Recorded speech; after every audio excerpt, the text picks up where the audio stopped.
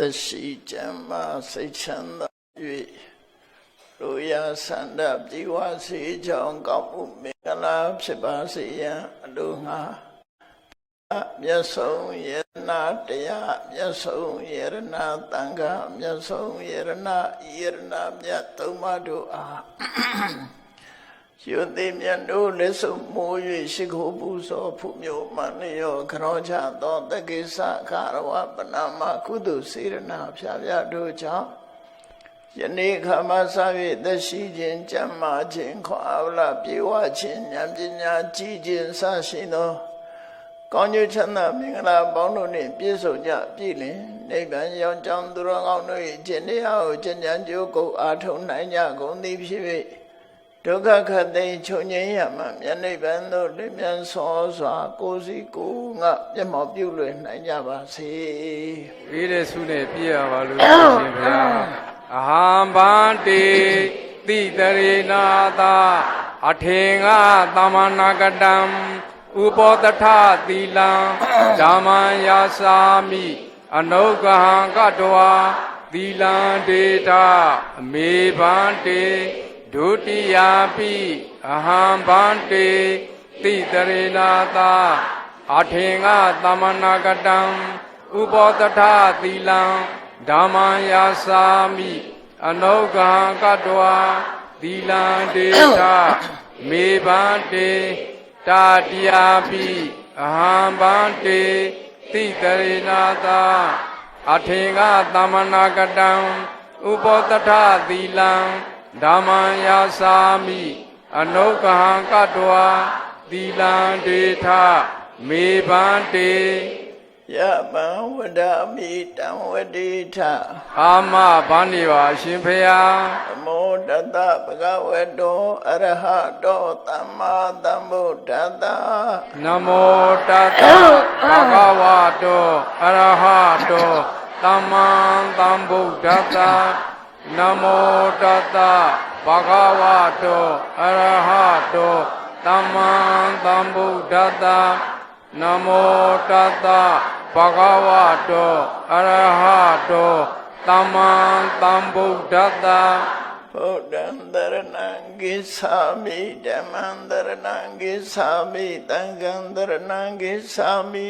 ဗုဒ္ဓံတရဏံဂိသာမိဓမ္မံတရဏံဂိသာမိသံဃံတရဏံဂိသာမိဒုတိယံပိဗုဒ္ဓံတရဏံဂိသာမိဒုတိယံပိဓမ္မံတရဏံဂိသာမိဒုတိယံပိသံဃံတရဏံဂိသာမိ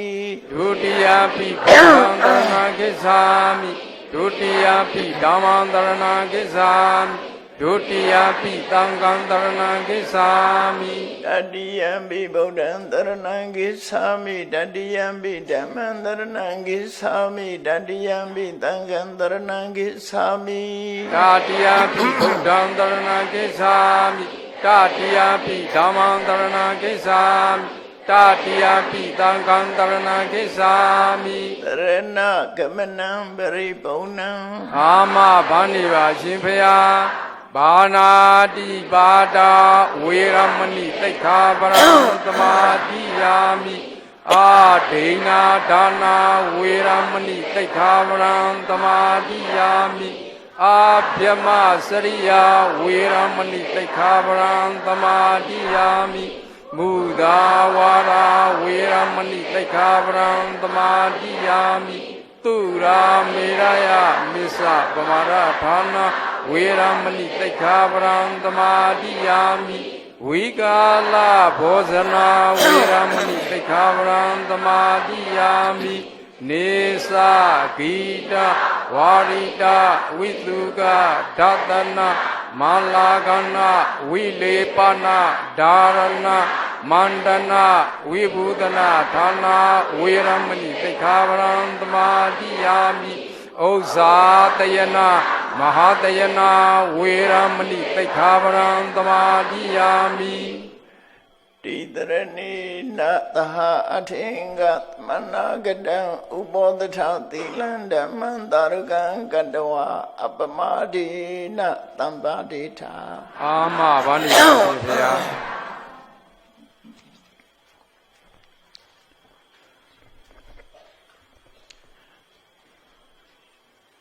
သာသနာတော်နှစ်2562နှစ်ကောစာတက္ကရာ1380ပြည့်နှစ်နောက်တစ်ခုလဆန်း8ရက်2019ခုနှစ်ဧပြီလ12ရက်မန္တလေးတိုင်းဒေသကြီးပြုံးတွင်ခရိုင်ပြုံးတွင်မြို့နယ်အောင်ချမ်းသာရွာဓမ္မသာယသာသနာစင်တာကျောင်း၌ဓမ္မရတိမဟာဓမ္မသဘာဓမ္မယုံကျောင်းတော်ကြီးတွင်ဆင်ကျင်းပပြုလုပ်အပ်သည်ရှမ်းကုန်မြို့ဖခင်ကြီးဦးလာမြင့်မိခင်ကြီးတော်ရင်နုအကိုဦးမြင့်တန်းဦးမြင့်စိုးတို့ကိုရည်စူး၍ကျန်ရင်သူအကိုမများကိုအမှုထားလျက်တောတတပိသားစုဤမြန်မာနှစ်သက်ကုသကြအထုဓမ္မသဘင်အခမ်းအနား၌ဟောကြားအပ်သောစိတ်ကိုအောင်းနိုင်သူအကြောင်းတရားဒေသနာတော်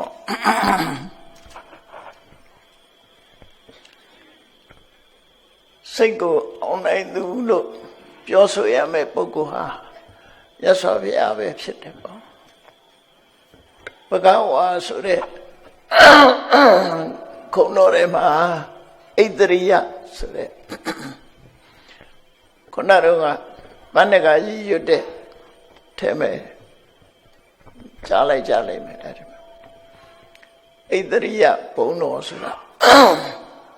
စိတ်ကိုပိုင်နိုင်တယ်ကိုယ်စိတ်ကိုနိုင်တာပေါ့လူတွေကကိုယ်စိတ်ကိုမနိုင်ကြဘူးလို့ဒီလိုအဓိပ္ပာယ်ရတယ်ကိုယ်စိတ်ကိုနိုင်လို့ရှိရင်ယဟန္တာဖြစ်တယ်ဘုရားယဟန္တာဖြစ်သွားအဲ့ဒီတည်းမဲ့စိတ်ကိုအနိုင်ဆုံးအောင်နိုင်မှုရဆုံးပုဂ္ဂိုလ်ကတော့မြတ်စွာဘုရားပဲဖြစ်တယ်ဒါကြောင့်မို့မြတ်စွာဘုရားကို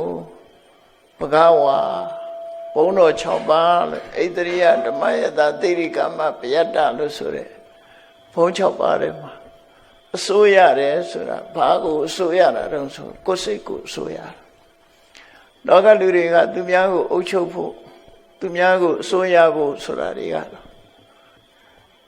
ကြိုးစားနေကြတာသူများကိုအစိုးရဖို့ကြိုးစားကြတယ်တကယ်တော့အစိုးမရတာကိုယ်စိတ်ကိုအစိုးမရလို့ကိုယ်စိတ်ကိုအစိုးမရလို့စိတ်ဖြစ်တဲ့နောက်လိုက်ပြီးတော့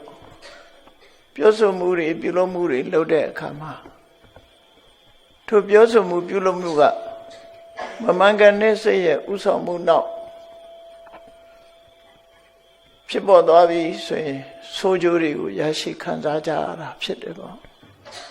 ဒါမို့မြတ်စွာဘုရားရဲ့အဆုံးအမစိတ်ကိုအဓိကပဓာနာထားပြီးတော့ဆုံးမတာပဲဖြစ်တယ်ဘုရားဘာသာဝင်သူတော်စင်အနေနဲ့တခုတည်းသောကျင့်စဉ်ကိုပြောပါဆိုရင်ကိုယ်စိတ်ကိုထိမ့်သိမ်းခြင်းပဲဘုရားဘာသာရဲ့ကျင့်စဉ်ဟာဘာလို့ဆိုရင်ကိုယ်စိတ်ကိုထိမ့်သိမ်းဆောက်ရှောက်နိုင်ခြင်းဟာဘုရားဘာသာရဲ့အကျင့်ပဲဒါကြောင့်မို့မြတ်စွာဘုရားကယန္တဘာကိုဆိုဆုံးမတဲ့အခါမှာယန္တော်တစ်ပါးဟာသိက္ခာပုဒ်တွေလိုက်နာရမယ်ကိုကျင့်တရားတွေများလွန်းတယ်ဒါတွေကိုသူကုန်ထိန်နိုင်မှာမဟုတ်ဘူးဆိုတော့မြတ်စွာဘုရားကအဲ့ဒါတွေအတွက်စိတ်မပူနဲ့ကိုယ်စိတ်လေးကိုထိမ့်သိမ့်နိုင်ရင်လားစိတ်တစ်လုံးပဲထိမ့်သိမ့်ကျန်တာတွေသာထားစိတ်ကိုနိုင်လို့ရှိရင်အလုံးကိုနိုင်သွားမယ်ဆို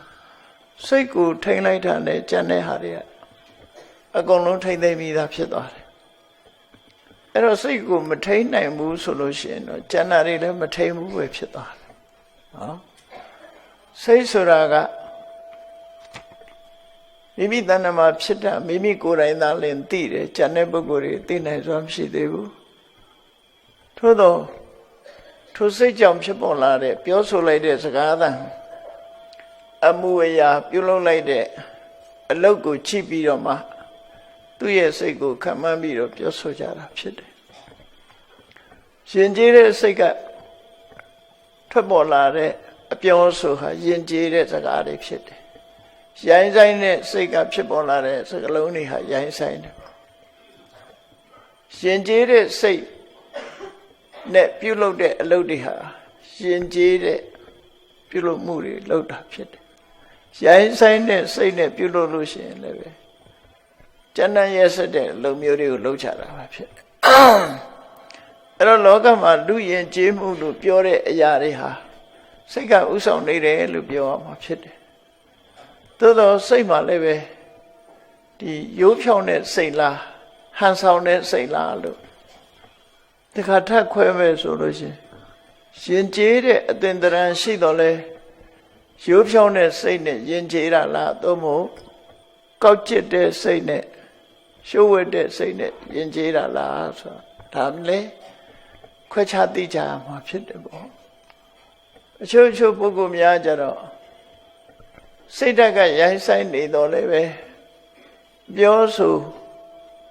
ပုံပန်းတဏ္ဍာဟာလှည့်စားထားပြီးတော့ယဉ်ကျေးအောင်ဆောင်ပြီးတော့နေတာလည်းရှိတယ်ဒါကြောင့်မို့မြတ်စွာဘုရားလက်ထက်တုန်းကဆင်းရဲကိုဆုံးမတဲ့ကန္တရကဆိုတဲ့ဆရာကြီးကမြတ်စွာဘုရားကိုလျှောက်ဖူးတယ်ဂုံရှင်ညေတံဗန္တိယတိတံမနုဿာအရှင်ဘုရားတဲ့လူတွေရဲ့စိတ်နှလုံးဟာအလွန်ရှုပ်ဝက်တယ်စိတ်ထဲရှိတာတစ်မျိုးပြောတာကတစ်မျိုးလုပ်တာကတစ်မျိုးစိတ်ထဲရှိတာကိုဖုံးဖိထားတတ်တယ်လူတွေကဖုံးဖိထားသည့်အတွက်ကြောင့်အပြင်မှာထွက်လာတဲ့ပြောဆိုတဲ့စကားလုံးတွေပြုလုပ်တဲ့အလုပ်တွေဟာဟန်ဆောင်ပန်ဆောင်အလုပ်တွေကိုဖြစ်လာတယ်တိရစ္ဆာန်တွေကြတော့အဲ့လိုမဟုတ်ဘူးတဲ့စိတ်ထဲရှိတာအပြင်ထွက်လာတာပဲဖြစ်တယ်လူတွေကြတော့စိတ်ထဲရှိတဲ့အတိုင်းအပြင်မထွက်ဘူးဘာတွေတော့ဘာကြောင့်လို့ဆိုလူတွေကဟန်ဆောင်ကောင်းတယ်ပေါ့ဟန်ဆောင်တတ်တဲ့အလေအထားရှိတယ်ဆိုအဲ့တော့လူတွေဟာကောက်ကျစ်တယ်လို့အဓိပ္ပာယ်ပြောတာဥဒ္ဒနကိညေတံဗန္တိယတိတံပတောတိရစ္ဆာန်တွေကတော့အလွန်ရိုးစင်းတယ်ဖြောင့်စင်းတယ်သူတို့စိတ်ထဲရှိတဲ့အတိုင်းပဲပြင်ပမှာထွက်လာတယ်စိတ်ထဲမှာရှိတဲ့အတိုင်းသူတို့အတန်ထုတ်တယ်စိတ်ထဲမှာရှိတဲ့အတိုင်းပြုမှုသွားလာတယ်ရှုပ်ဝဲထားတာသူတို့မှမရှိဘူးလို့အဲ့လိုကန္တရကဆိုတဲ့စင်တတ်တဲ့ဆရာကမြတ်စွာဘုရားကိုလျှောက်တော့မြတ်စွာဘုရားကဟုတ်တယ်မှန်တယ်လို့ဆိုပြီးသူစကားကိုထောက်ခံချက်ပေးထားတာအဲ့လိုပဲ950ဇတ်တွေမှာလည်းပဲဒီအဓိပ္ပာယ်မျိုးတွေပါတဲ့စကားတွေရှိတယ်သူဝိဇာနံသင်္ကလနံတကုဏနိသဝတိတံမနုဿဝတိတံရာသဒုဗ္ဗိဇာနတရံတရောဆိုတဲ့စကားလုံးလေးသူဝိဇာနံသင်္ကလနံဆိုတောခွေးအိမ်ခွေးဆိုတဲ့ခွေးတွေရဲ့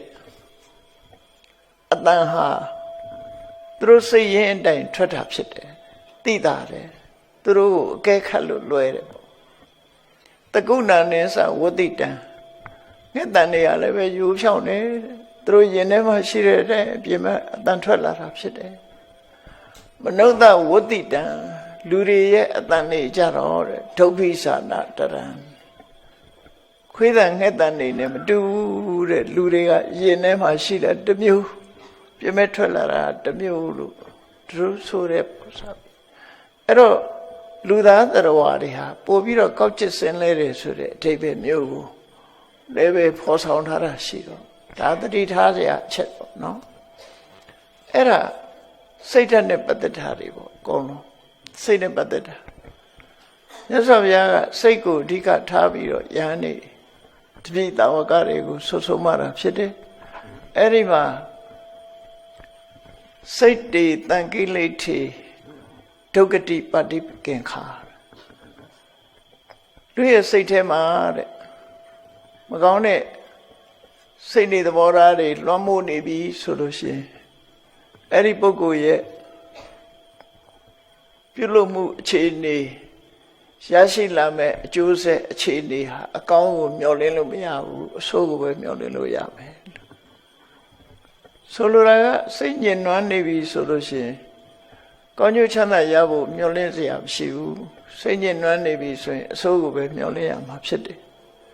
စိတ်တေဝိတုဒ္ဓေသူကတိပฏิကင်္ခာသူကတိဆိုတဲ့အခြေအနေကောင်းတယ် စိတ်ရိုးဖြောင်းနေပြီဆိုရင်ဒီပုဂ္ဂိုလ်ရဲ့အပြောစကားဒီပုဂ္ဂိုလ်ရဲ့လုပ်ရဟာလည်းပဲအကောင်းမဲ့မျှော်လင့်ရမှာဖြစ်တယ်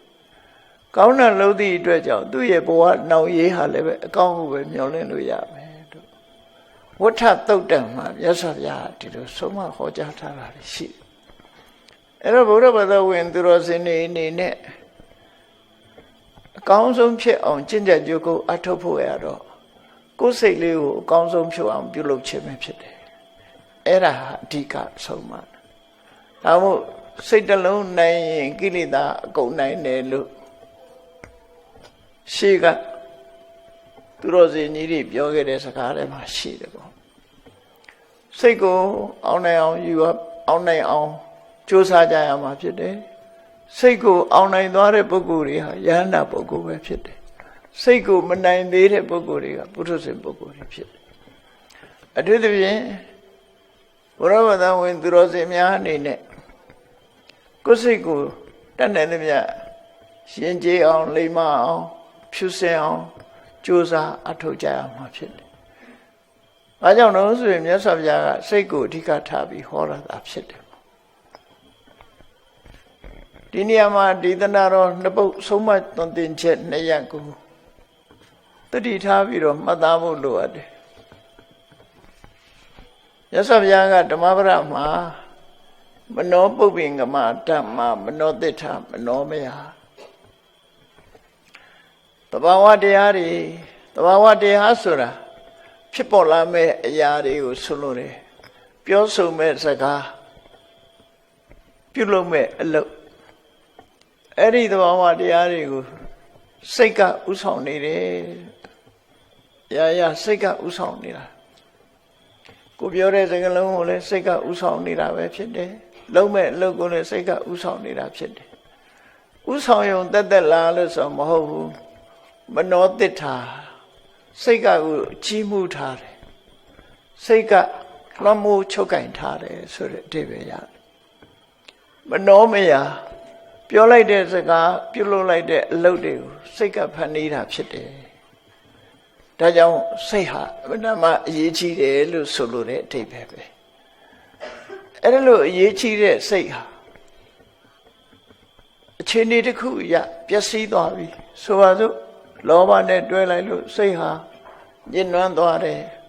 ဒေါသနဲ့တွဲလို့စိတ်ဟာညှဉ်းနှွမ်းသွားတယ်မောဟဆိုတဲ့အမှန်မသိတာနဲ့တွဲလို့စိတ်ဟာညှဉ်းနှွမ်းသွားပြီဆိုလို့ရှိရင်ပြောဆိုတဲ့စကားပြုလုပ်တဲ့အလုပ်တွေဟာပြဿနာတက်မဲ့အရာတွေကြီးပဲဖြစ်ကုန်တယ်ကောင်းကျိုးကိုမမျှော်လင့်နိုင်တဲ့အရာမျိုးတွေကိုပဲပြောလိုက်မယ်ကောင်းကျိုးကိုမမျှော်လင့်နိုင်တဲ့အလုပ်တွေကိုပဲလုပ်လိုက်မယ်ဒါကြောင့်မြတ်စွာဘုရားကမနတစေပဒုဋ္ဌေနဘာတတိဝါကရောတိဝါလူရဲ့စိတ်ဓာတ်ပျက်စီးသွားတဲ့စိတ်ဓာတ်ပြုပြင်ဆုံးမရမှာမဆုံးမပဲနဲ့ဆိုးကျင်တိုင်းဆိုးနေတဲ့စိတ်ဓာတ်နော်စိတ်ဆိုးစိတ်မိုက်နဲ့တခုပြောလိုက်မယ်ဆိုရင်လည်းအကောင်းမဖြစ်ဘူးလှုပ်လိုက်မယ်ဆိုရင်လည်းအကောင်းမဖြစ်ဘူးအကောင်းမဖြစ်ရုံနဲ့မဟုတ်ဘူးအဲ့ဒီပြုလုပ်မှုပြောဆိုမှုရဲ့နောက်မှာဒုက္ခတွေတတိတန်းကြီးဖြစ်ပေါ်လာလိမ့်မယ်တတောနံဒုက္ခမနွေတိပြဿနာတွေနောက်ကဇက်တိုက်လာဒါအဗ္ဗဓမ္မ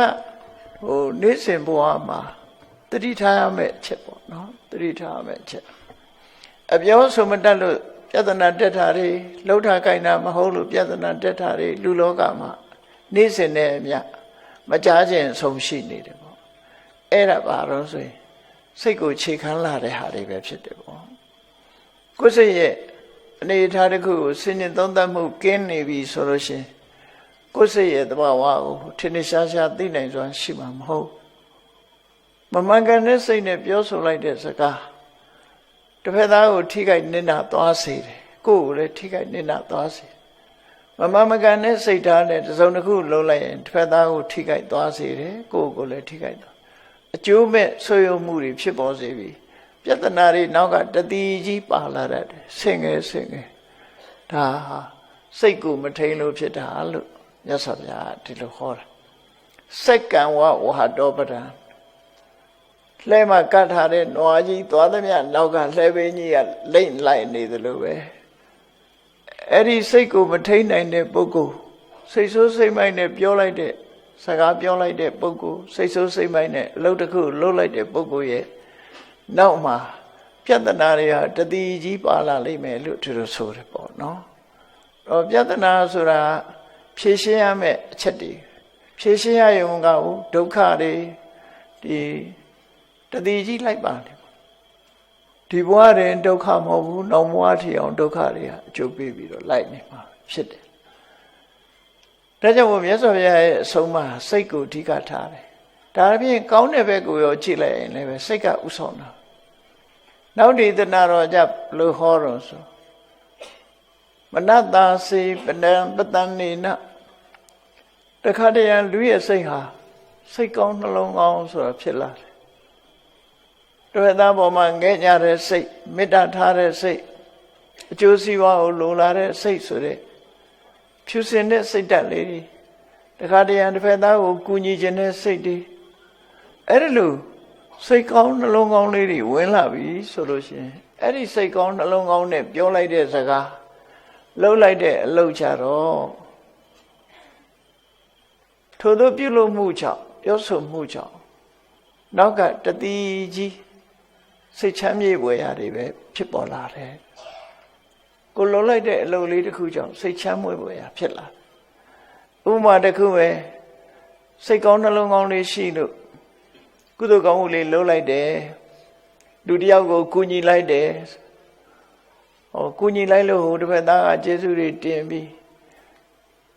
အချင်းချင်းမေတ္တာသက်ဝင်ပြီးတော့နောက်ဆုံးမှာဒီစိတ်ချမ်းသာဝယ်ရတွေကဆင်ငယ်ဖြစ်လာကုသိုလ်ကောင်းမှုပြုလိုက်တယ်စိတ်ကောင်းနှလုံးကောင်းလေးဝင်လို့မြတ်စွာဘုရားကိုရှိခိုးလိုက်တယ်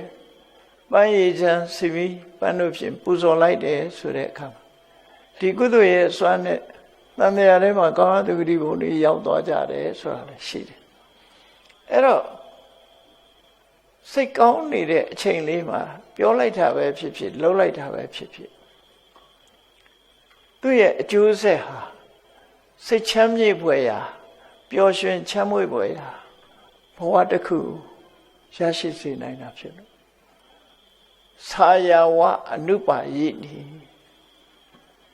ကိုယ်နဲ့အတူပါနေတဲ့အရေးဆိုတာဒီနေရာမှာလူရိပ်လို့ဖွင့်မိမယ်လူရိပ်ကတော့ကိုယ့်အတွက်ဘာမှအသုံးဝင်တာမဟုတ်ဘူးအမြဲပါတယ်ဆိုတဲ့အဓိပ္ပာယ်လောက်ပဲဖြစ်တယ်ချမ်းသာဒုက္ခကိုပေးတဲ့အရေးဆိုတာဟာကိုယ်နဲ့အမြဲပါတယ်ဆိုရင်ထီးရိပ်ပေါ့နော်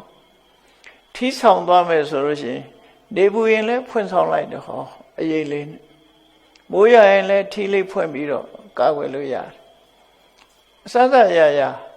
ကိုယ်နဲ့အတူတကွပါလာတဲ့အရေးလေးဟာကိုယ်ချမ်းသာစေတယ်လို့သူဆိုလို့ကိုလုပ်တဲ့အလုပ်တွေကကိုယ့်ကိုအရေးပမာနော်ထီးပမာအရေးမိုးပြီးတော့ကောင်းကျိုးတွေကိုဖြစ်ပေါ်စေပြီးတော့အကာအကွယ်အဆောင်ရှောက်ပေးလာတယ်လို့သူတို့ဆိုတာ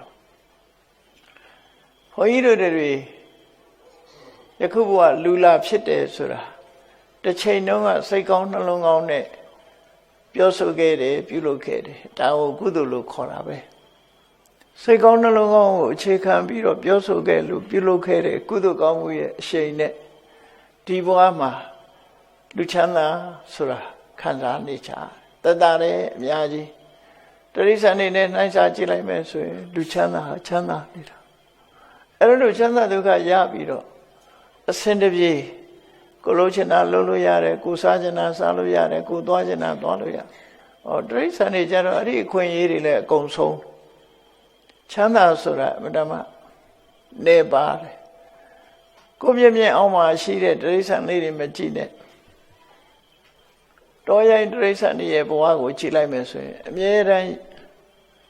ဖေးရန်အန္တရာယ်တွေနဲ့ကြုံနေကြတာများတယ်နော်ဖေးရန်အန္တရာယ်တွေနဲ့ကြုံနေကြအနိုင်ကျင့်တပ်ဖြတ်စားတော့ခံရတဲ့တရိစ္ဆာန်တွေရန်သူရဲ့ခံတွင်းမှာပဲမျက်လုံးပြူပြီးတော့သိဆုံးသွားကြတဲ့တိရစ္ဆာန်တွေအရှင်လက်လက်သိဆုပ်ခြင်းခံရပြီးတော့အသက်ဆုံးသွားတဲ့တိရစ္ဆာန်တွေအများကြီးပဲ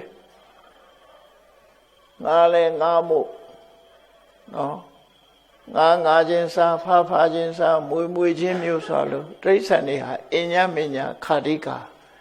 အ အချင်းချင်းသတ်စားကြဒုဗ္ဗလခါရိကအင်အားနေတဲ့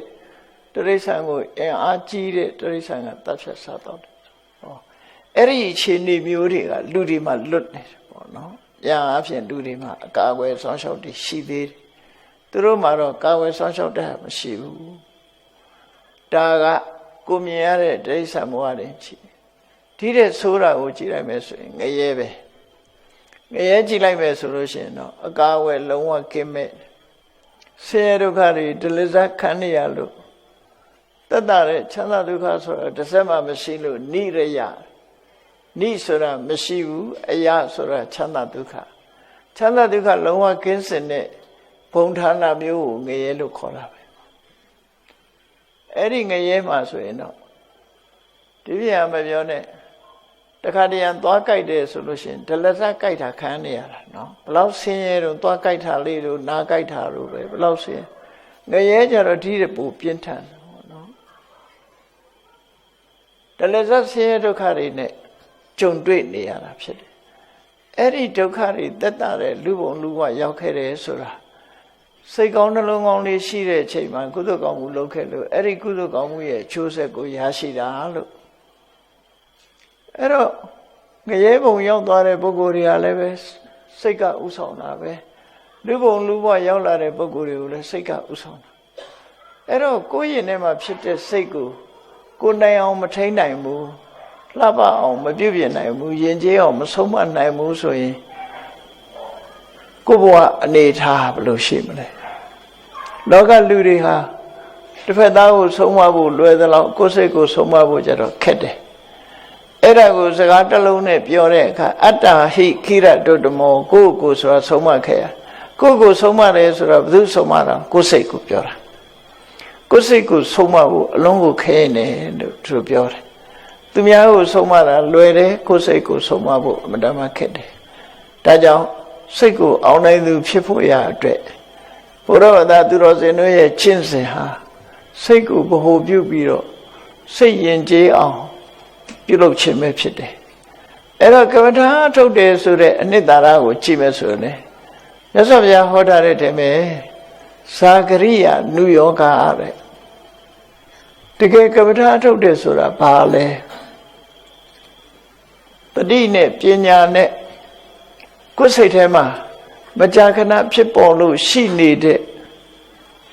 လောဘဆိုတဲ့အညစ်အကြေးမကျေနပ်တဲ့ဒေါသဆိုတဲ့အညစ်အကြေးစိတ်ကိုစူးစီးလို့မရအောင်လွင်ပြန်နေတဲ့ဥဒိစ္စနှလုံးမသားမယာဖြစ်တဲ့ကုက္ကုဆစိတ်ပူတယ်ဆိုတဲ့နောင်တပူပန်တယ်ဆိုတဲ့ကုက္ကုဆကောင်းတဲ့အလုပ်ပေါ်မှာစိတ်အားတက်ကြွမှုမရှိဘူးစိတ်တွန့်ဆုတ်တယ်ဆိုတဲ့ဌိနမိတ်တကောင်းတဲ့အလုပ်ပေါ်မှာတန်တရားဝင်ပြီးရှေ့မတိုးနိုင်တဲ့ဝိသိကိစ္စဆိုတဲ့ဒီစိတ်ရဲ့အညစ်အကြေးတွေကိုတတိနဲ့ဉာဏ်နဲ့အနိကကြည့်ရှုပြီးတော့ကိုယ်တဏ္ဍာမှာမဖြစ်အောင်ထိမ့်သိမ်းဆောက်ရှောက်နေတာကိုတရားအထုတ်တယ်လို့ခေါ်တယ်တရားအထုတ်တယ်ဆိုတဲ့သဘာဝကိုသိဖို့လိုတယ်ပေါ့ဒါမို့စာပေမှာဘယ်လိုဆိုတော့ဆိုဒီဝတ္တံစင်္ကမေနနိသစ္စာယအာဝရဏီယေဟိဓမ္မေဟိစိတ်တံပရိသောတိတိဒီလိုဆိုတာဒီအခါမှာတဲ့ထိုင်လိုက်စဉ်းညာလျှောက်လိုက်ကိုယ်ရင်တဲ့နှလုံးထဲမှာကုသိုလ်တရားကိုဆုပ်ပိတ်တတ်တဲ့အငြိအကျေးတွေကရှင်းထုတ်နေတာအဲ့ဒါတရားအထုတ်တာပဲနော်အဲ့ဒါတရားအထုတ်တယ်ဆိုတာကိုယ်ရင်တဲ့နှလုံးထဲမှာလောဘဝင်လာရင်ရှင်းထုတ်လိုက်ဒေါသဝင်လာရင်ရှင်းထုတ်လိုက်တခြားကိလေသာတွေဝင်လာလို့ရှိရင်ရှင်းထုတ်လိုက်အဲ့တော့ဒီနေရာမှာစိတ်ရဲ့အညစ်အကြေးကဘာတွေလဲဆိုတာသိဖို့လိုတယ်ပေါ့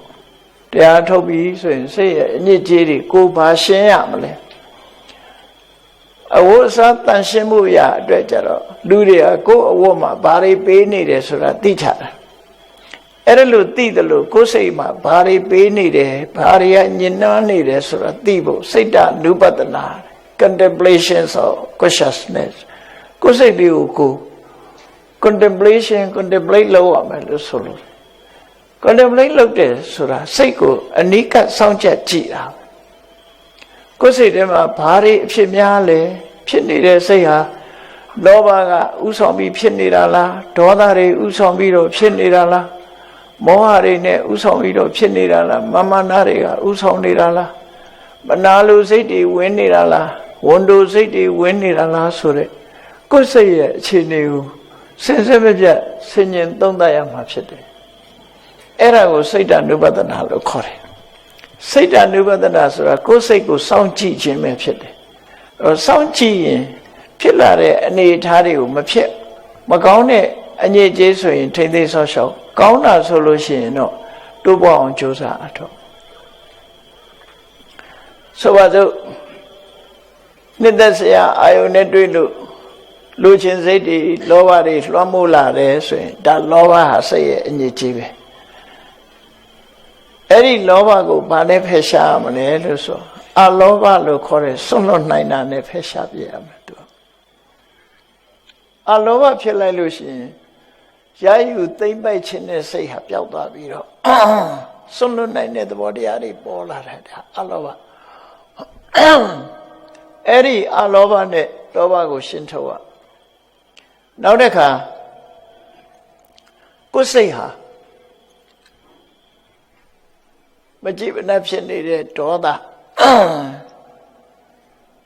အလိုမကျဖြစ်နေတဲ့ဒေါသတွေလွှမ်းမိုးနေပြီဆိုလို့ရှိရင်အဲ့ဒီတစုံတစ်ခုကြောင့်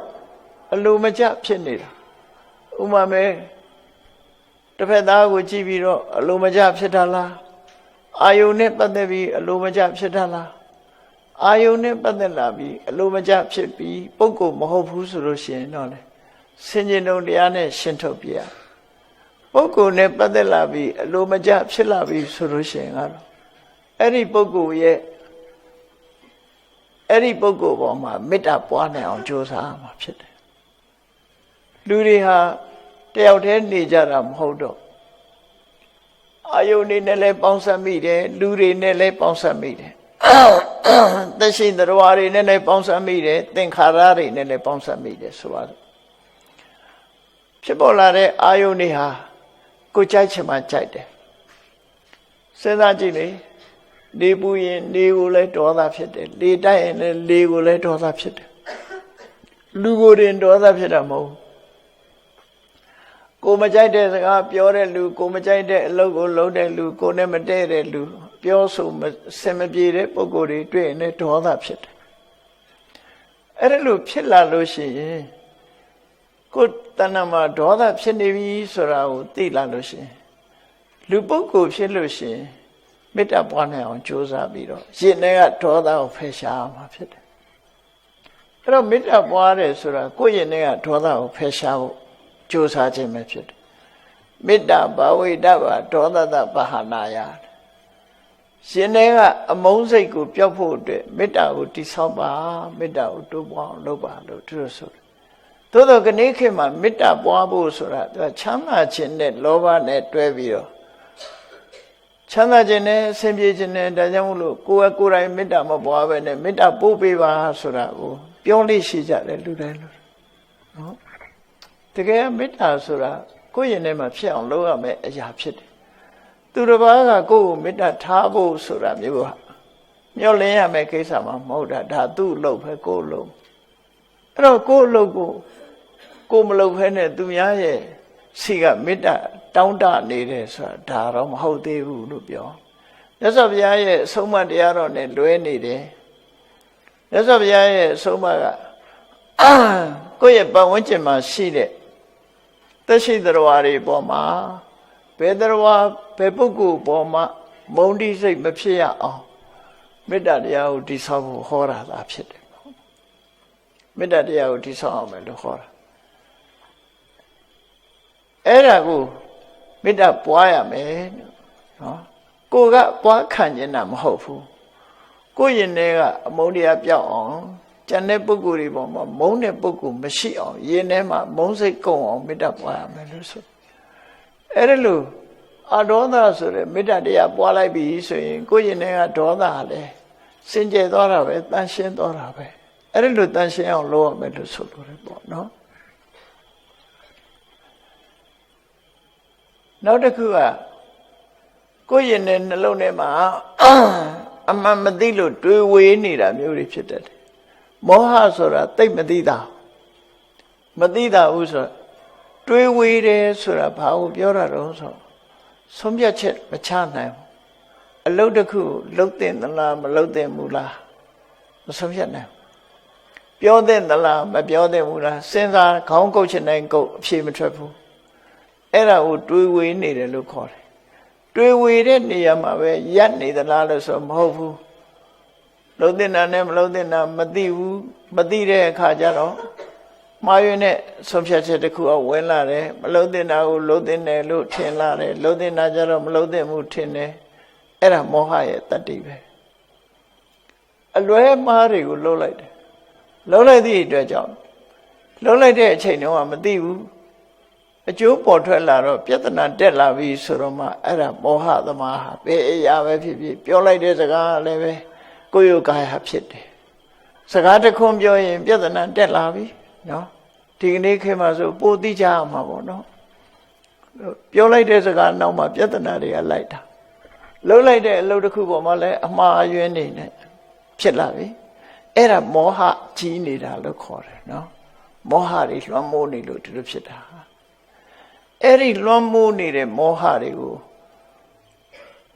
ကိုယ့်ရင်နဲ့နှလုံးထဲမှာရှင်းတော့အောင်ဘာနဲ့လုပ်ရမလဲဆိုရင်ပညာနဲ့ထည့်ရမှာဖြစ်တယ်ပေါ့မြတ်စွာဘုရားကအဖြေရောတခါတည်းဟောထားတာပညာဘာဝိတ္တဗမောဟတဘာဟာနာယမောဟတတွေဝေတဲ့မောဟလှုပ်တဲ့နာနဲ့မလှုပ်တဲ့နာပြောတဲ့နာနဲ့မပြောတဲ့နာခွဲခြားမသိနိုင်လို့မမယွင်ပြုလို့စေတတ်တဲ့မောဟဆိုတဲ့တရားကို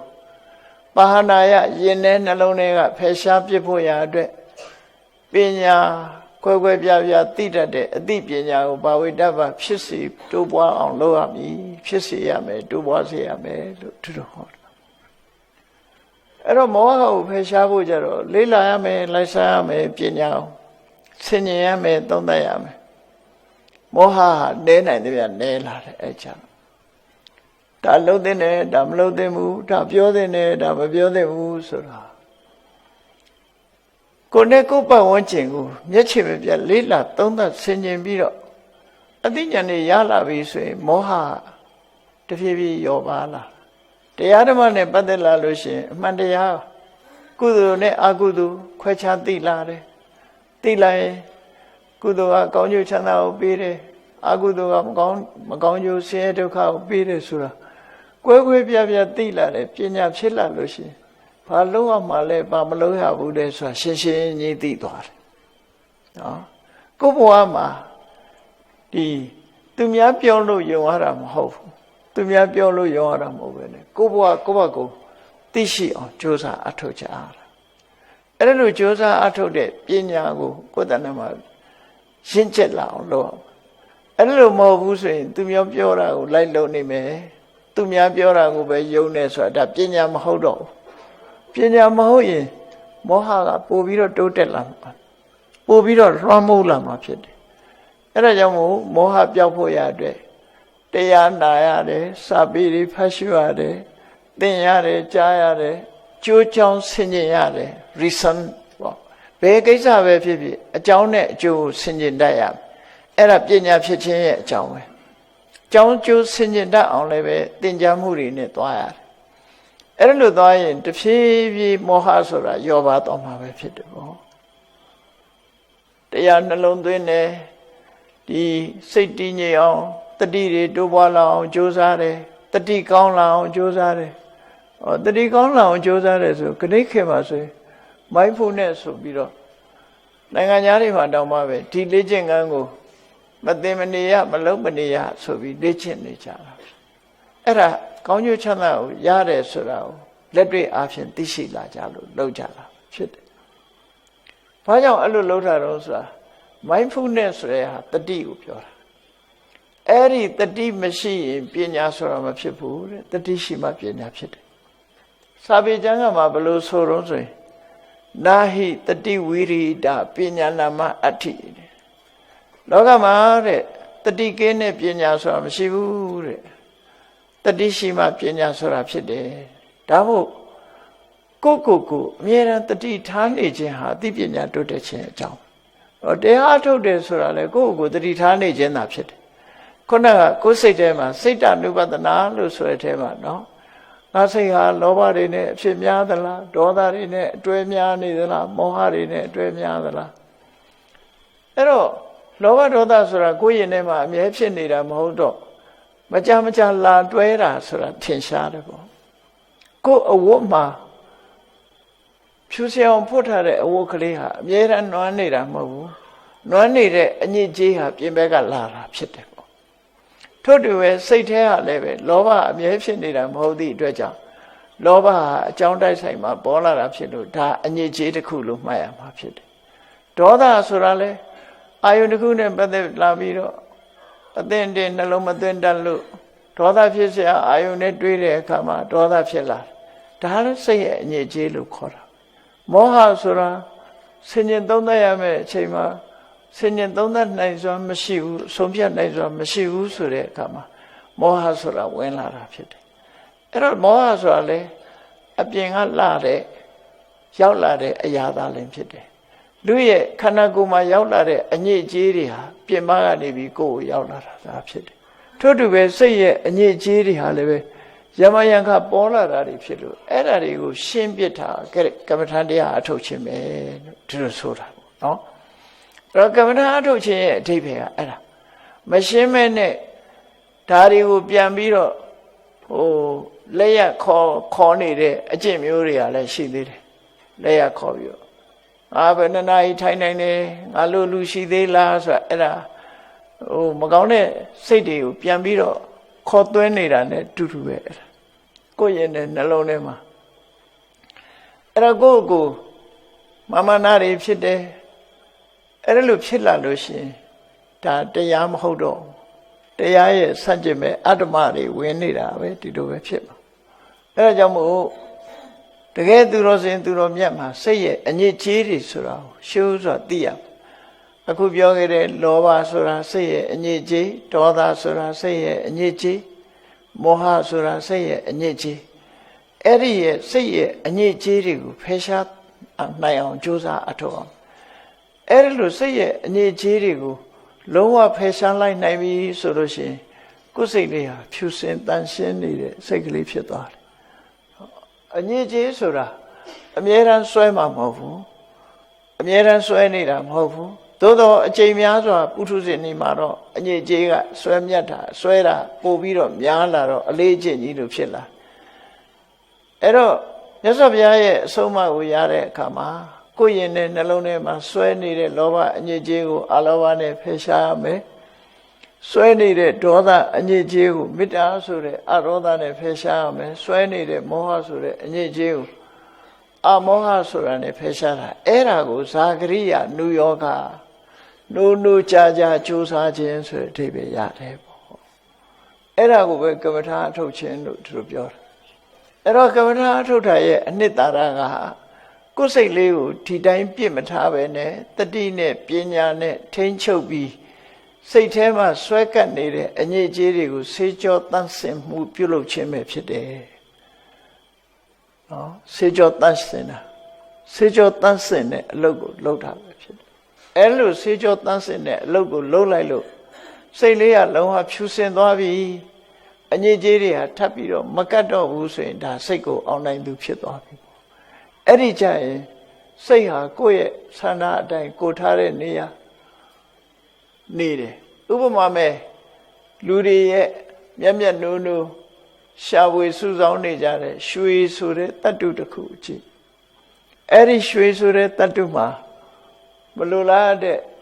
တခြားရောပါနေတဲ့တတ္တုတွေကိုတတ်စင်မှုရွှေကိုနားလဲတဲ့ပရိန်ဆရာတွေကရွှေထဲမှာပါတဲ့အညစ်အကြေးတွေကိုမိဘူးပေးလိုက်အေးပေးလိုက်နဲ့တတ်စင်ပြီးတော့ပေးကြတယ်နောက်ဆုံးမှရွှေစင်ဆိုတာဖြစ်သွားတယ်အညစ်အကြေးတွေကိုထုတ်လိုက်တော့မှရွှေဟာတန့်ရှင်းစင်ကြယ်သွားပြီးတော့ရွှေစင်ရွှေနှစ်ကိုရတယ်ပေါ့အဲ့ဒီလိုရွှေအနှစ်ဖြစ်ပြီးဆိုတဲ့အခါမှာလူတွေရဲ့မျက်မျက်နှိုးနှိုးပန်းစင်ကြတဲ့ဒီ ယရဏပစ္စည်းဖြစ်ပြောင်းလဲပြီးတော့ဝတ်ဆင်ကြတာဖြစ်သွားတယ်ပေါ့အဲ့ဒါလိုပဲလူရဲ့စိတ်ဟာအငြိကြေးတွေရောနေမယ်ဆိုရင်ကျွတ်ဆက်နေထားတဲ့နေရာမနေဘူးစိတ်လောဘဟာစဉ်းစားကြည့်လောကလူတွေဟာဂုဏ်သိက္ခာကြတာလောဘကြောင့်ကြတာဒေါသကြောင့်ဂုဏ်သိက္ခာတွေကြတယ်မောဟကြောင့်ဂုဏ်သိက္ခာတွေကြတယ်လောဘကြီးပြီဆိုရင်လူကြီးလူကောင်းတယောက်ဟာလောဘကိုမထိန်နိုင်ဘူးဆိုရင်ဂုဏ်သိက္ခာကြသွားခဏခေတ်မှာတော့အဂတိလိုက်စားမှုနဲ့အေးအေးယူခံရတယ်ဒါသွားပြီပေါ့အဲ့ဒါလို့အေးအေးယူခံရသည်ဖြစ်စေအေးအေးယူမခံရသည်ဖြစ်စေလူကြီးလူကောင်းဖြစ်ပြီးတော့လောဘကိုမထိန်သိမ်းနိုင်လို့မတော်လောဘနဲ့သူများပစ္စည်းသို့မဟုတ်နိုင်ငံပစ္စည်းကိုသုံးဆွဲမိပြီဆိုလို့ရှိရင်သိက္ခာကျသွားပြီလေဂုဏ်သိက္ခာမရှိတော့ဘူးနော်ဂုဏ်သိက္ခာမရှိတော့ဒါထင်ရှားတာအဲ့ဒါလို့ဂုဏ်သိက္ခာတွေကျဆင်းသွားတယ်အဲ့တော့ဂုဏ်သိက္ခာကိုကျဆင်းစေတာဘယ်သူလဲလို့မေးလိုက်မြင်ဆိုရင်လောဘပဲအလောဘကဂုဏ်သိက္ခာကိုကျဆင်းစေတယ်ဆိုတာရှိမရှိဘူးမရှိဘူးလူတွေတန်းနေဆိုတာဂုဏ်သိက္ခာတက်တယ်ရရောတယ် generosity ဒီပုဂ္ဂိုလ်အဖြစ်မတမရရောတယ်ကုညီတယ်ပေးကမ်းတတ်တယ်ဆိုတာဂုဏ်သိက္ခာပဲဟောဂုဏ်သိက္ခာတက်လာအဲ့ဒီစိတ်ရဲ့အငြိကြေးမှန်သမျှဟာဂုဏ်သိက္ခာကိုကြာဆင်းစေတယ်အေးဒေါသဖြစ်လာလို့မထိမ့်သိမ့်ဘူးဒေါသအလျောက်စကားတွေမမယွင်းနေပြောမိတယ်ဒေါသကိုမထိန်နိုင်လို့အလုပ်တစ်ခုလုံးမိတယ်ဆိုရင်အရှက်တကွဲအကျိုးနဲ့ဒီကိစ္စမျိုးတွေဖြစ်လာတယ်နောက်ဆုံးကျတော့အရှက်တကွဲအကျိုးနဲ့တယ်မကဘူးဒီရာဇဝမှုကျွလွန်တဲ့အနေအထားတစ်ခုထိအောင်ရောက်သွားပြီးတော့လူဟာဆင်းရဲဒုက္ခမျိုးစုံနဲ့ကြုံကြဒါလူလောကမှာမကြားခြင်းဆုံးပဲအဲ့ဒါဒေါသဆိုတဲ့အညစ်အကြေးဟာရှင်ထဲမှာဝင်ရောက်လာသည့်အတွက်ကြောင့်စိတ်ဓာတ်ကမကောင်းတာတွေကိုဖန်တီးပြစ်လိုက်တာပဲဖြစ်တယ်ပေါ့ဒေါသဟာလည်းလူရဲ့ဂုဏ်သိက္ခာကိုကျဆင်းစေတယ်ပေါ့မောဟရှိလာပြီဆိုလို့ရှိရင်လည်းမပြောသင့်တာတွေပြောမိသွားတယ်မလုပ်သင့်တာတွေလုပ်မိသွားတယ်လူကြားထဲမှာရှက်ဖွယ်အရာတွေဖြစ်လာတယ်ခဏခေတ်ဆိုရင်ပိုဆိုးတယ်ပေါ့နော်ဘာလို့လဲဆိုsocial media တွေကအခုပြောလိုက်တော့ကြားကုန်တာအကုန်မမှန်ကန်ကန်မမယွင်းတခုလှုပ်လိုက်ပြီဆိုရင်ချက်ချင်းသိကုန်ကြအဲ့ဒါလို့သိခါကြပွဲရာတွေဟာလင်းလင်းမြန်မြန်ဒီလောဘဒေါသမောဟဆိုတာတွေကတွန်းပို့နိုင်တာတွေဖြစ်တယ်ပေါ့ဒါကြောင့်မို့လောဘဒေါသမောဟဆိုတဲ့စိတ်ရဲ့အညစ်အကြေးတွေကောင်းကျိုးမပေးဘူးလူရဲ့ဂုဏ်သိက္ခာတွေကိုစုံမြုပ်သွားစေတယ်သိက္ခာကျစေတယ်ဆိုတာကိုလေအမှန်တမ်းထင်ရှားတယ်ပေါ့အေးလောကမှာလူတော်လူကောင်းလို့ပြောရတဲ့ပုဂ္ဂိုလ်တွေဟာဒီတစ်ဖက်သားကိုကူညီတယ်ရဲရောတယ်တစ်ဖက်သားပေါ်မှာမေတ္တာထားတယ်အကျဉ်းစိတ်တွေရှိတယ်အသိပညာတတ်ပညာနဲ့တစ်ဖက်သားကိုကူညီဆောင်ရတယ်မှန်ကန်တဲ့လမ်းတွေကိုညွှန်ပြတယ်ဆိုဆုံးမတယ်သွန်သင်ပေးတယ်ဆိုတာတွေဟာလူလောကမှာဂုဏ်သိက္ခာကိုတက်လာစေတဲ့အရာတွေပဲဖြစ်တယ်ပေါ့အဲ့ဒါကြောင့်မို့ကုသိုလ်နဲ့အကုသိုလ်စိတ်ရဲ့အညစ်အကြေးတွေကိုဆိုင်ရာအစွမ်းထက်တဲ့ဖြည့်စည်းတွေနဲ့ဆေးကြောတန့်စင်ပေးရမှာဖြစ်တယ်အဲ့ဒါလို့ဆေးကြောတန့်စင်ပေးလို့အညစ်အကြေးကင်းစင်သွားတဲ့စိတ်ကသာလေရွှေစင်ရွှေနှစ်လို့တန်မိုးတွေဖြစ်လာတာဖြစ်တယ်တန်မိုးတွေတက်လာမှာဖြစ်တယ်အဲ့ဒါလို့တန်မိုးတက်လာတဲ့ပုဂ္ဂိုလ်တွေဟာတကယ်ကိုကိလေသာအညစ်အကြေးလုံးဝကင်းသွားပြီဆိုရင်တကယ်ယဟန္တာပုဂ္ဂိုလ်စိတ်ကိုအောင်နိုင်သူဆိုတာဖြစ်သွားတယ်စိတ်ကိုအစိုးရသွားပြီအဲ့ဒီစိတ်ကိုအစိုးရသွားတဲ့ပုဂ္ဂိုလ်တယောက်ဟာကိုယ်စိတ်ဟာကိုထားတဲ့အတိုင်းပဲနေသွားတယ်ကိုယ်စိတ်ထဲမှာမကောင်းတာတွေဝင်ပူးလို့လည်းမရတော့ဘူးစိတ်ဟာထာဝရစင်ကြယ်ဖြူစင်ပြီးတော့နေတယ်အဲ့တော့ထာဝရဖြူစင်နေတယ်ဆိုတဲ့ပုဂ္ဂိုလ်တယောက်ရဲ့အနေထားဟာစိတ်တွေဝိသုဒ္ဓေသူကတိပါတိခင်ခါမြတ်စွာဘုရားကိုယ်စိတ်လေးတန်ဆင်းစင်ကြယ်လာပြီဆိုလို့ရှိရင်အကောင်းကိုပဲမျှော်လင့်ရမယ်။ဘာ ဘာတွေကောင်းတော့ဆိုရင်သူပြောသမျှဆိုသမျှတွေလည်းအကောင်းပဲလုပ်သမျှတွေလည်းအကောင်းပဲပြောတာဆိုတာကောင်းသည့်အတွက်ကြောင့်နောင်ဘဝရှိသေးရင်လည်းနောင်ဘဝအတွက်ကောင်းပဲဆိုပါစို့ယဟန္တာဖြစ်သွားရင်ယဟန္တာပုဂ္ဂိုလ်ရဲ့နောင်ဘဝဆိုတာနိဗ္ဗာန်ပေါ့တမ္ပရာယိကလို့သုံးတယ်တစ်ခါတလေနိဗ္ဗာန်ကိုနော်ယဟန္တာပုဂ္ဂိုလ်ရဲ့နောင်ဘဝလို့သုံးမယ်ဆိုရင်လည်းသုံးလို့ရနိုင်တယ်လို့စာပေကျမ်းကမှာဒီတမ္ပရာယိကနိဗ္ဗာန်လို့ဒီလိုသုံးတာမျိုးတမ္ပရာယိကဆိုတဲ့သာဥပါတိတေတနိဗ္ဗာန်အနုပါတိတေတနိဗ္ဗာန်ကိုခွဲပြောတဲ့အခါမှာသာဥပါတိတေတနိဗ္ဗာန်ကဒိဋ္ဌဓမ္မိကနိဗ္ဗာန်မျက်မှောက်ဘဝမှာရတဲ့နိဗ္ဗာန်အနုပါတိတေတနိဗ္ဗာန်ဆိုတာတမ္ပရာယိကနိဗ္ဗာန်တမ္ပရာယိကနိဗ္ဗာန်ဆိုတာသေသည်ချမဲ့ဒီလိုဆိုလို့ရပေါ့နော်သေသည်ချမဲ့ဘောအဲ့တော့အလားလာခေါင်းတွေဟာစိတ်ဖြူစင်တဲ့ပုဂ္ဂိုလ်တွေအတွက်သာအလားလာခေါင်းဆိုတာရှိတယ်စိတ်မဖြူစင်ဘူးဆိုရင်အလားလာခေါင်းဆိုတာမရှိနိုင်ဘူးဆိုတာကိုမှတ်သားကြရမှာဖြစ်တယ်ဒါကြောင့်မို့ဘုန်းကြီးတို့တွေအရေးတကြီးဒီကိုယ့်ကိုပြုပြင်ထိန်းသိမ်းကြရမှာတော့ကိုယ်စိတ်လေးသာဖြစ်တယ်ကိုယ်စိတ်ကိုတတ်နိုင်သမျှနိုင်အောင်ထိန်းကျောင်းနိုင်လို့ရှိရင်သူတော်စင်သူတော်မြတ်ဖြစ်တယ်အစွမ်းကုန်စိတ်ကိုအောင်နိုင်သွားပြီဆိုလို့ရှိရင်တော့ယဟန္တာပုဂ္ဂိုလ်ဖြစ်တယ်ဆိုတာအဲ့ဒီလိုကပ္ပဋ္ဌာန်းအာယုံဖြင့်ထိမ့်သိမ့်ခြင်းတတိတမ္ပဇဉ္ညာနဲ့ထိမ့်သိမ့်ခြင်းဆိုတဲ့စိတ်ကိုထိမ့်သိမ့်မှုတွေမျိုးစုံနဲ့ထိမ့်သိမ့်ဆောင်းလျှောက်သွားကြမှာဖြစ်တယ်အဲ့လိုထိမ့်သိမ့်ဆောင်းလျှောက်သွားနိုင်မှသာလေတန်တရားထဲမှာကြုံတွေ့ရတဲ့ဆင်းရဲဒုက္ခတွေကလည်းလွတ်မြောက်မှာဖြစ်ပြီးတန်တရားဝကလွတ်မြောက်ပြီးသာဝရအငြိမ့်တတ်ဆိုတဲ့နိဗ္ဗာန်ကိုလည်းစိတ်ကိုထိမ့်သိမ့်နိုင်သူတွေသာလင်နိဗ္ဗာန်ဆိုတဲ့အငြိမ့်တတ်ကိုရရှိနိုင်တာဖြစ်သောကြောင့်ဘုန်းကြီးတို့တွေဟာမြတ်စွာဘုရားရဲ့အဆုံးအမတရားတော်အတိုင်းကိုယ်စိတ်ကိုကိုယ်ထိမ့်သိမ့်ဆောက်ရှောက်နိုင်အောင်ကြိုးစားအားထုတ်နိုင်ကြပါစေကုန်သတည်း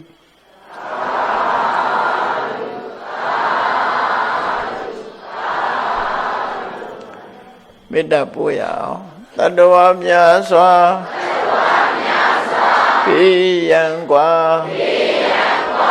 ချမ်းသာကြပါစေတတ္တဝါများစွာဘေးရန်กว่าချမ်းသာကြပါစေမေတ္တာရေချမ်းသုံးငါဖြံငြိမ်းချမ်းကြပါစေမေတ္တာရေချမ်းသုံးငါဖြံငြိမ်းချမ်းကြပါစေသက်ရှိချမ်းသာစိတ်ချမ်းသာလူရဆန္ဒပြည့်ပါစေသက်ရှိချမ်းသာစိတ်ချမ်းသာလူရဆန္ဒပြည့်ပါစေဓမ္မောတတံပိဝိတဝါနဝိသာတဗ္ဗေတမှုဟတာအာဇရမရာတိတိဘာဝံနိဗ္ဗာနံယန္တုတာရောဓမ္မောတရံလောဘဒေါသမောဟစိတ်တော်ကင်းပြောက်ကြည်အေးတရားစေကိုပိဝိတဝါဝန္တာရှင်ပြတောက်ကြရနာကြရကုန်သောကြောင့်ဝိသတဗ္ဗေပူဇာညနှောကိလေသာဆေယတောက်ဟုသမျှတို့သည်တမှုဟတပိဉ္ကြဘက်တွင်ရေမတင်တဲ့ကဲ့သို့ကင်းစင်လွင်ပြောင်းပေမရောက်အောင်ပဲဖြောင်းအပ်ကုန်သည်ဟွန်တုစင်စစ်မသွေဖြစ်ကြပါစေကုန်သတည်းအဇရမရံအိုခြင်းလဲကွာနာခြင်းလဲကင်းသေးခြင်းလဲရှင်းထသောတိတိဘုံကိလေသာဟုပုခတ်သိကင်းကြီးရာအစစ်ဖြစ်ပေထသောနိဗ္ဗာန်နိဗ္ဗာန်ဟုခေါ်ဤပြုတော်သို့သာရဝတရားချစ်ခင်စိတ်ကောင်းဝိညာသူတော်စင်များတို့သည်ယန္တုပါရမီအစဉ်စဉ်မြင့်တယ်မြင့်၍မလင့်ပုံသေးဆက်ရောက်တော်မူကြပါစေကုန်သတည်း